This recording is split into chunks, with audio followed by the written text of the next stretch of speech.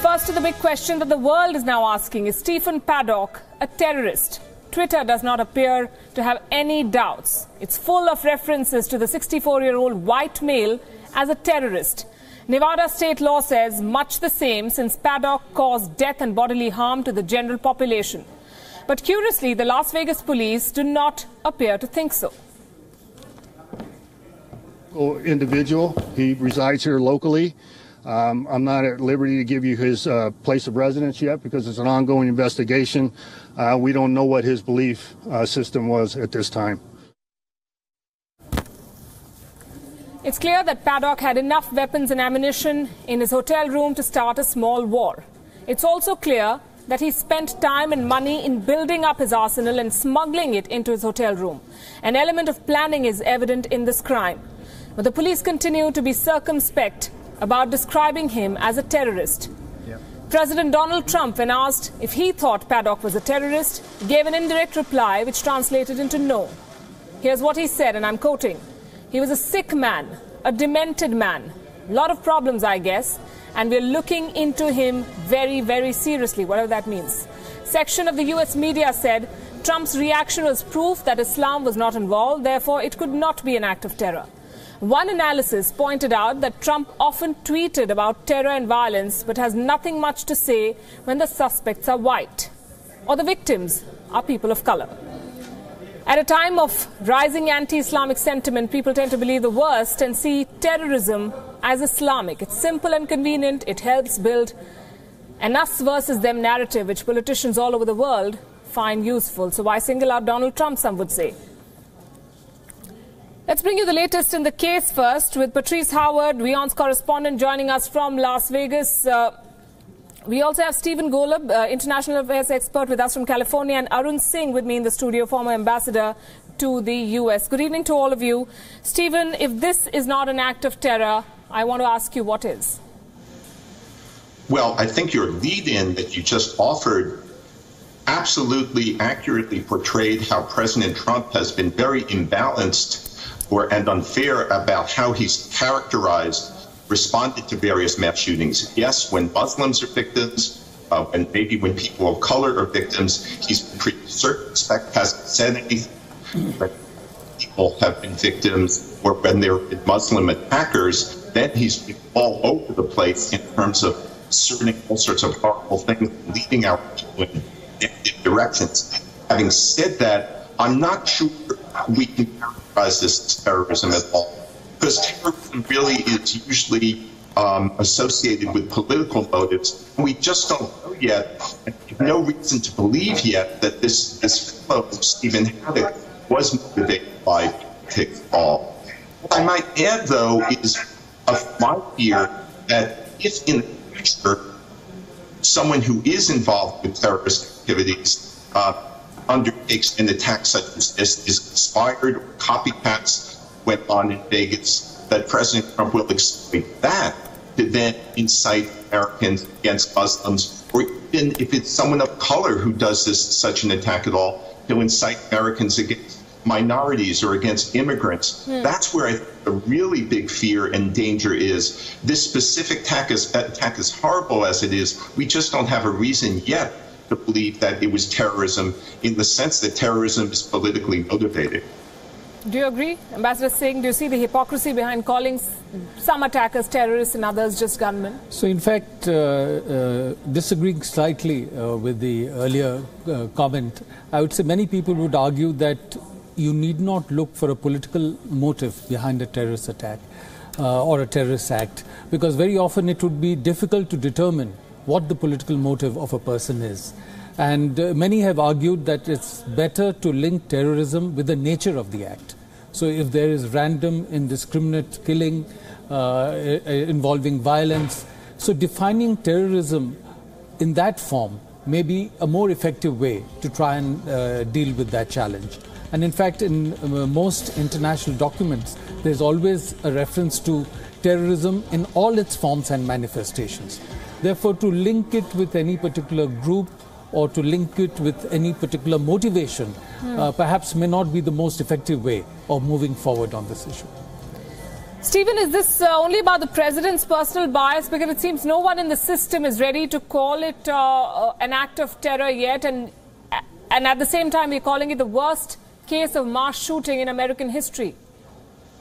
Well, I very much respect the ambassador's point of view, and considering it, I still beg to differ with him in the sense that I think violent extremism internationally is really defined in terms of politically motivated in some way. At the risk of splitting definitional hairs, even though they're important ones, this was certainly a terrorizing event, but in the sense that terrorism is usually, at least in my view, and from the documents I've reviewed on this, since I'm involved with the study of violent extremism, it's usually associated with political motivation of some sort. Having said all that, I do respect the ambassador's point of view, as I said, and we're left with the bottom line of 59 people dead and counting, more than 500 injured and counting, and a horrible event that I'm afraid may be repeated down the line in one form or another, or copycatted in one form or another in the United States. Since you make that point, the other aspect of this is gun control. Australia is an example of how they have very successfully ensured that guns are not accessible to everyone.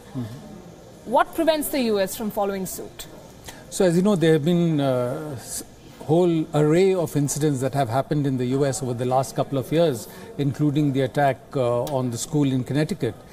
Despite all that, US is not able to generate sufficient momentum in the Congress in terms of political support to get gun control laws going. You may recall that in the presidential campaign, President Trump had attacked his opponent, Hillary Clinton, as being sort of very harsh in terms of gun control activity and therefore threatening the Second Amendment in the United States. So there are two aspects to it. Most observers believe that there is the power and influence of the gun lobby in the US, which is behind the manufacture of guns, and there is a certain amount of resources generated, and they are able to influence decision makers in the United States. And therefore, people who advocate for very strong gun control laws are not able to win elections. So that is a real issue that they have to work with. Second, in the US, there is a certain sentiment related to the Second Amendment, which allows people to carry guns. Although in what context there is a difference of opinion, whether it should be any independent person, any independent militia, or militia only part of an organized state structure. But that aside, because of that, there is a certain sentiment in the US that people should be allowed to carry guns. And having served in the US for some years, I also got the sense that there is still a very strong frontier mentality in the US because of the history of the country, because of the wide open spaces, because the houses are located in isolated situations, and therefore people feel that they do need guns for their own protection. And so there's a strong sentiment.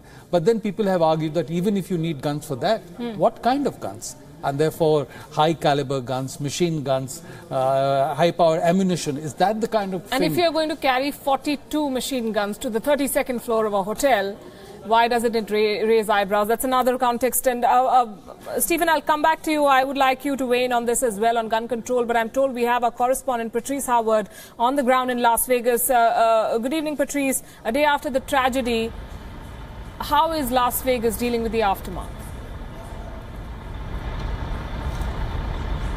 Well, right now, of course, there's still a sense of shock here in Las Vegas. This is not something that happens here very often. This is a place people come to enjoy vacations, to have a good time.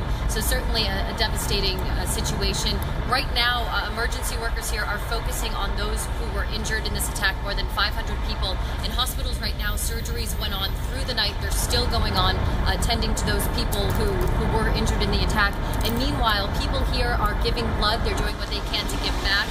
And they're holding vigils at churches and in public arenas throughout the city. They have people coming together and really praying for those who were injured and who died. What do the investigators say? Any fresh leads or insights into the motive? Do they know more about the man who carried out this attack? Was he acting alone? Well, he was acting alone, and more as this investigation goes on, they will learn more about the 64-year-old Steven Paddock. They have searched his home, which is just north of Las Vegas, the Strip here. They've also searched his hotel room. They found 23 guns in that hotel room. They found 19 guns at his home, not far away. So what they're looking into now is how he was able to get his hands on so many. We do know that the gun laws here in Las Vegas are quite open in the state of Nevada. So they're looking into that. Of course, this man, his family said that he was not a gun lover. He was not a violent man. He simply loved to gamble. He loved to come to Las Vegas and bet big stakes of money at the casinos here. So police are also looking into if potentially gambling debts was a factor in motivating the attack here in this city. Patrice, stay with us. Stephen, if I could come to you with this. Last year Orlando, this year Las Vegas. Gun control seriously is an issue that should be dealt with and dealt with urgently in the U.S. Do you see any political will to do the needful? No, not at all. And it hurts me, it pains me, it's shameful that I have to say that. But we've been through this before. We have these massive killings on a fairly regular basis here. And again, I'm ashamed to say that. Among the many incidents we've had was back in 2012. A lone gunman with, again, this very powerful military-type weaponry went into a school, an elementary school in the state of Connecticut here, killed 20 first graders, little children, and a number of adults. There was a big outcry then. We had a president who favored gun control then, Barack Obama. He pushed for it, but nothing happened. I thought the ambassador summed up our country's situation very well and really expertly. But in a very diplomatic way. I'll be a little bit less diplomatic about it. We have the influence of a gun lobby which buys off politicians or heavily influences them through its campaign donations, manages to motivate its members or supporters to fear that all their guns will be taken away, even for personal protection, even for hunting or recreational use, if we start going down the road of taking away military-type weaponry from civilians.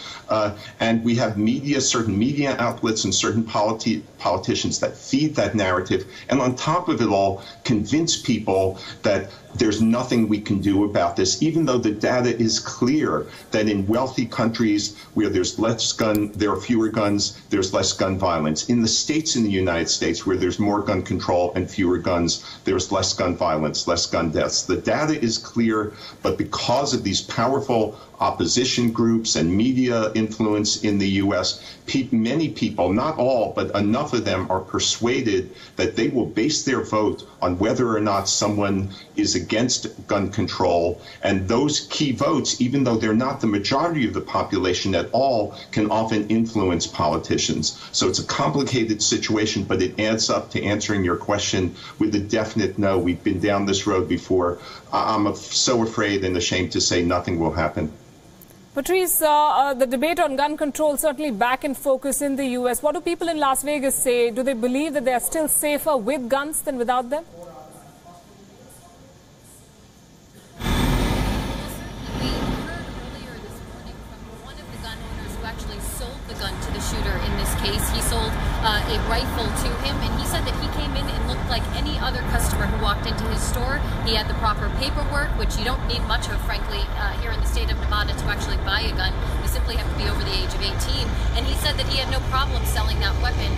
So simply, Las Vegas, many of the residents here believe, that guns are something that they should be able to carry around. The only thing that you need protection for or any kind of paperwork for is to conceal that weapon.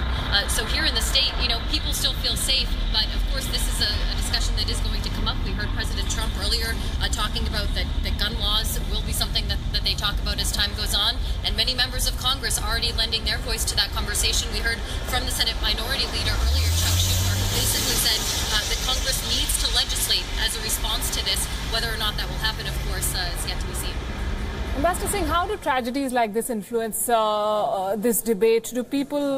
How do people typically respond to this? And an interesting aside to this is the fact that the shares of two of the biggest gun makers in America shot up yesterday after the tragedy. So that's one indicator perhaps of what they expect people to do. So in fact, in several years that I spent in the US, I was witness to several such incidents and the reaction to that. And the general sense is when a major incident like this happens, there's a lot of debate, there's a lot of hand-wringing, there's remorse. There are a lot of people who are unhappy about what's happening in the United States in this domain. But after a while, things carry on. And the gun manufacturers lobby also makes the point that if at the place where the attack took place, there was sufficient number of people who were armed, they would have thwarted the attacker. And therefore, there is no way of meeting that argument. And they basically push for the minimum restrictions on manufacture and ownership of guns. And because of the resources that they command and the way they are able to influence the outcome of elections, it seems at this stage very unlikely that anything major will happen.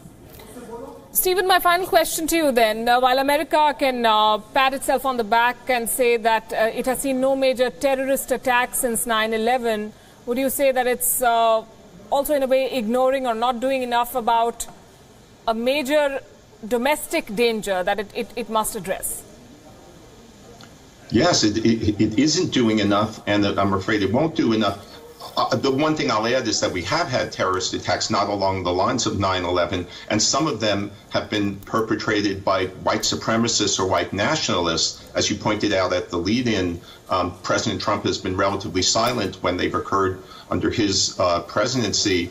If I could end on a slightly positive note, one positive thing that may come from this is that gun legislation being considered in the U.S. Congress and maybe on a state level that would have loosened controls even more, such as allowing silencers on deadly weapons, such as what was used in the Las Vegas attack, silencers that would make it harder for the police to find where the fire is coming from and therefore combat and control it. That legislation may be put on hold for a while. So a little bit of good will come from this, but it's a little bit of good in like a sea or just a swamp of some very, very negative trends and a continuation of negative policies that don't do anything about this national shame. Patrice, Donald Trump had a press meeting just a couple of hours back, and he evaded the question about whether this should be called a case of domestic terror. Do you sense that authorities, not just Trump, but others also are averse to calling it that? And how do people see the government's response then?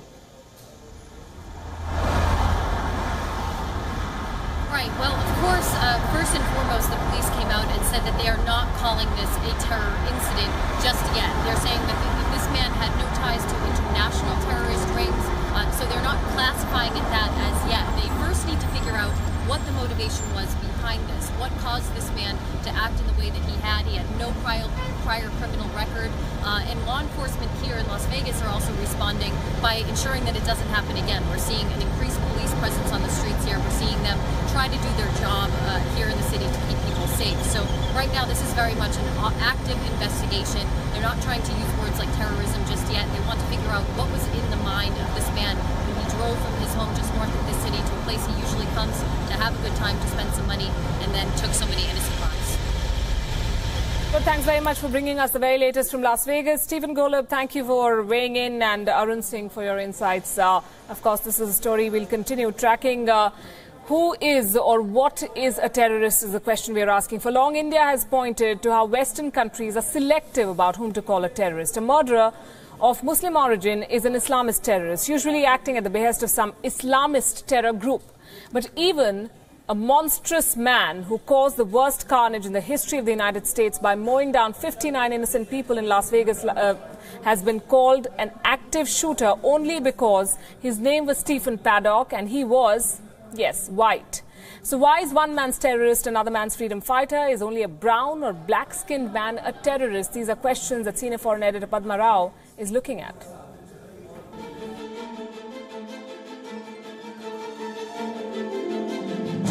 If a man kills 59 persons but is white, he's a mere active shooter, quote unquote.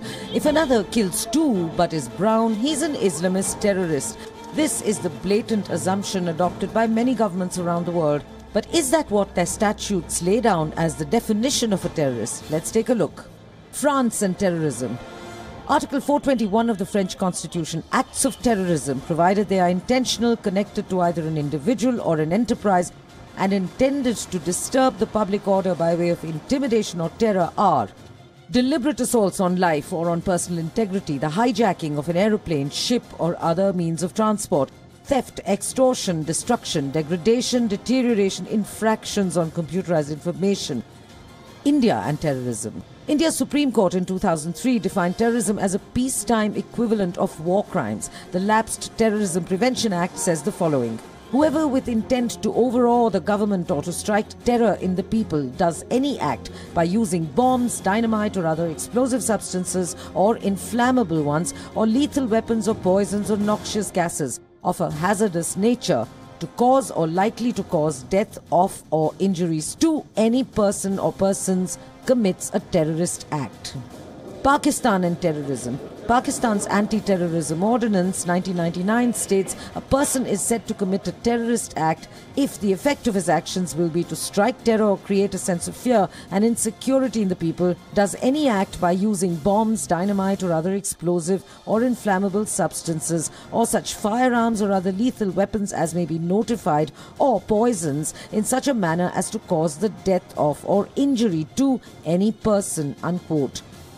The United Kingdom and terrorism. The UK's Terrorism Act 2000 has the following definition: terrorism means the use of threat to intimidate the public, involves serious violence against a person, serious damage to property, endangers a person's life, unquote. And where do the United States and the state of Nevada stand on terrorism? The Department of Defense states that terrorism is the unlawful use of violence or threat of violence to instill fear and coerce governments or societies. Terrorism is often motivated by religious, political or other ideological beliefs and committed in the pursuit of goals that are usually political, unquote. Nevada statute defines a terrorist as a person who intentionally commits, causes, aids, furthers or conceals an act of terrorism or attempts to commit, cause, aid, further or conceal an act of terrorism, unquote. Padma Rao, WION.